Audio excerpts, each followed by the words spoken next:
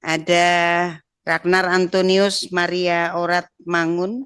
Nah, ini kelihatan kalau orang Indonesia ya. Tom Jan Marinus Haye dan Martin Vincent Paes.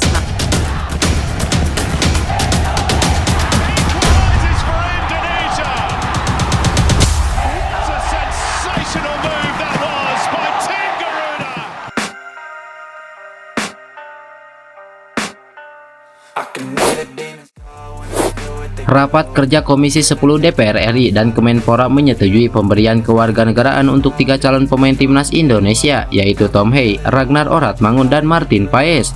Rapat ini digelar pada hari Kamis tadi pagi. Rapat tersebut dihadiri para anggota Komisi 10 DPR RI, perwakilan Kemenpora, perwakilan PSSI, dan 3 pemain yang akan dinaturalisasi. Rapat sendiri molor dari jadwal awal yang sudah ditentukan. Setelah mendengar penjelasan dari Kemenpora dan pendapat dari setiap fraksi, keputusan Komisi 10 pun dibacakan. Komisi 10 DPR RI memutuskan menyetujui rekomendasi kewarganegaraan Republik Indonesia atas nama Saudara Ragnar Antonius Maria Orat Mangun, Saudara Tom Jan Marinus Haye, dan Martin Vincent Paes. Demikian bunyi keputusan rapat tersebut.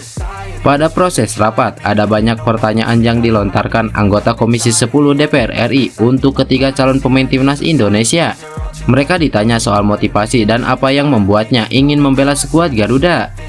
Selain itu, ada juga pertanyaan soal rencana setelah mendapatkan status warga negara Indonesia, terutama ketika sudah tak lagi aktif sebagai pemain sepak bola. Saya akan membawa pengalaman saya untuk bisa membantu pengembangan sepak bola Indonesia yang sangat potensial, bukan hanya saat saya masih aktif bermain, akan tetapi juga saat tidak lagi, ucap Tom Haye. Wakil Ketua Umum PSSI Zainuddin Amali mengakui bahwa proses naturalisasi 3 pemain ini harus dikebut, sebab Amali ingin mereka bisa segera membela timnas Indonesia pada laga kualifikasi Piala Dunia 2026 zona Asia. Selanjutnya, mereka akan datang ke sini untuk diambil sumpah di Indonesia. Mereka akan datang pada tanggal 11 Maret, lalu diambil sumpah pada tanggal 12, ujar Zainuddin Amali. Selanjutnya, untuk bisa membela timnas Indonesia, ketiga pemain ini harus mendapatkan surat perpindahan asosiasi dari KNPB ke PSSI.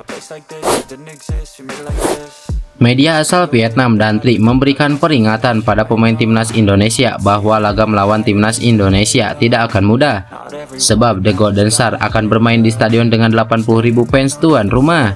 Vietnam akan memainkan laga tandang di markas Indonesia pada matchday ketiga grup F kualifikasi Piala Dunia 2026 zona Asia.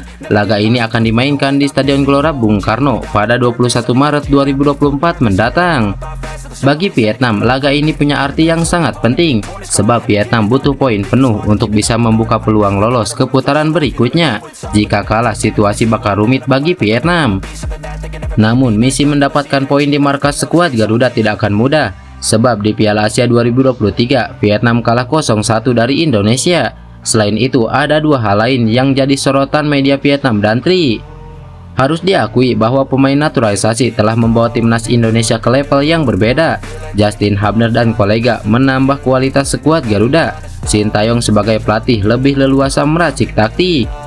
Pada duel lawan Vietnam nanti, Indonesia mungkin akan diperkuat 1 pemain naturalisasi baru. Pemain tersebut adalah J.I. Ya, kehadiran J.I. tentu jadi ancaman baru bagi Vietnam. Apalagi timnas Indonesia seringkali mengandalkan lemparan Pratama Arhan yang bisa dimanfaatkan J.I. dengan postur tubuhnya yang tinggi. Seperti yang diketahui, bek asal klub Venezia itu sah menjadi warga negara Indonesia pada Desember 2023 lalu.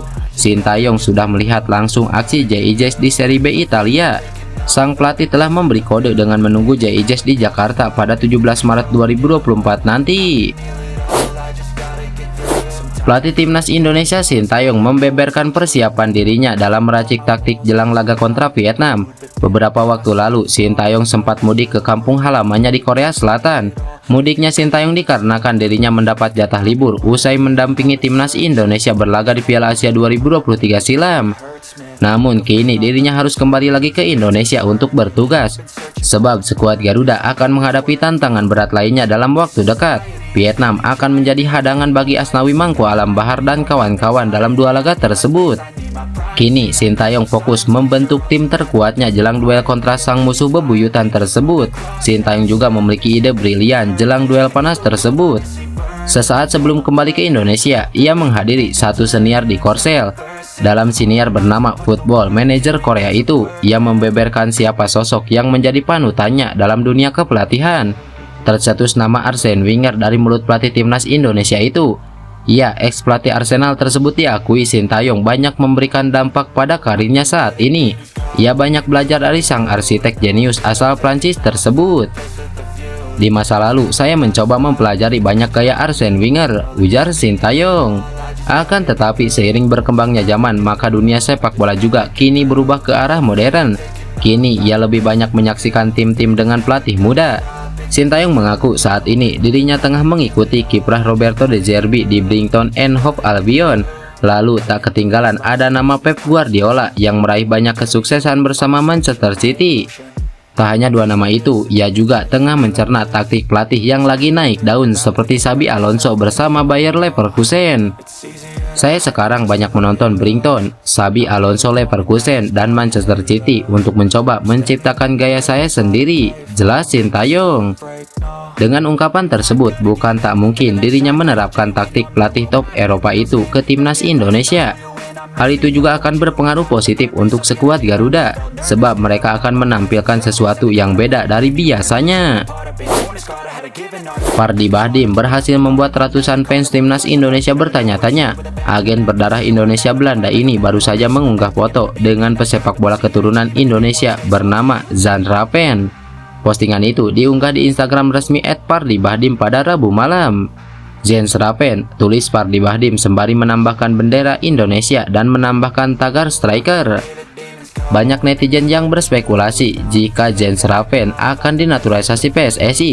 Hal ini tak terlepas dari fakta jika mayoritas pemain keturunan Indonesia yang akan dinaturalisasi PSSI pasti akan didampingi oleh Pardy Bahdim.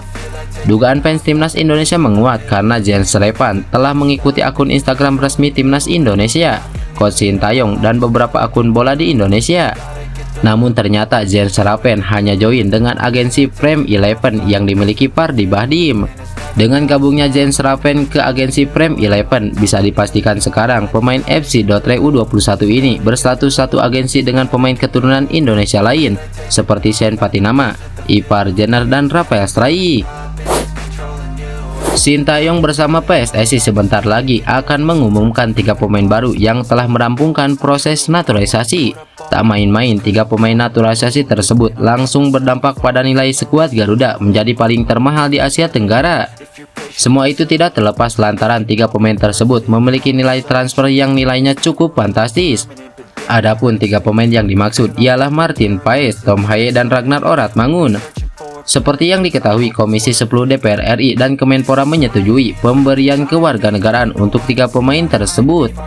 Maka pemain tersebut memiliki potensi memperkuat timnas Indonesia di ajang kualifikasi Piala Dunia 2026 melawan Vietnam. Sebagaimana diketahui, timnas Indonesia akan melawan Vietnam sebanyak 2 kali pada 21 dan 26 Maret 2024 mendatang. Melansir dari laman resmi Transfermarkt, baik Martin Paes, Ragnar Orat Mangun, dan Tom Haye memiliki harga cukup mahal.